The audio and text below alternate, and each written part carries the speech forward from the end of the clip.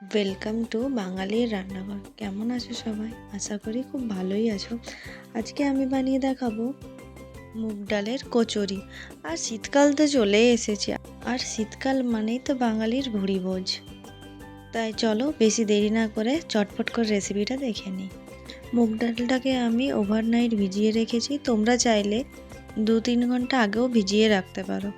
এরপর আমি পেস্ট করে নেব, তাই আদা কাঁচা লঙ্কা দিয়ে মুগ ডালটাকে ভালো করে পেস্ট করে নিলাম। এরপর কড়াইটা গরম হলে তাতে দিয়ে দেব সামান্য পরিমাণ হিং। এবার পেস্ট করে রাখা মুগ ডালটাকে দিয়ে দেব। এরপর এতে দিয়ে দেবো স্বাদ মতো নুন এবং চিনি।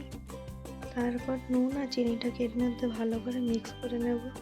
এটা ততক্ষণই নাড়তে হবে যতক্ষণ না পর্যন্ত জলটা পুরোপুরি শুকিয়ে যাচ্ছে।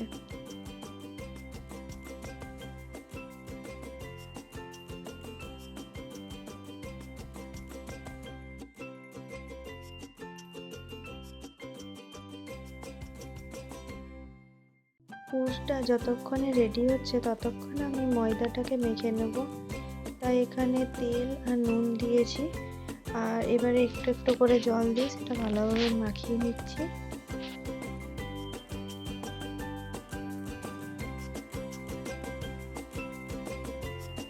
আমার ময়দা মাখানো কমপ্লিট।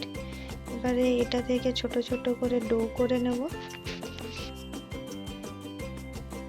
এরপরে এই ডোগুলোতে সেই মুগ ডালের পুরটা ভরে দেব।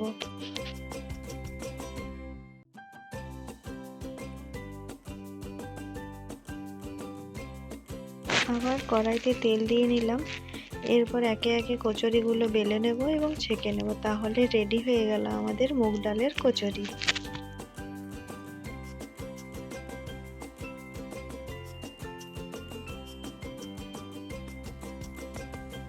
এই রেসিপি যদি তোমাদের ভালো লেগে থাকে তাহলে আমার চ্যানেলটাকে সাবস্ক্রাইব করে রেখো।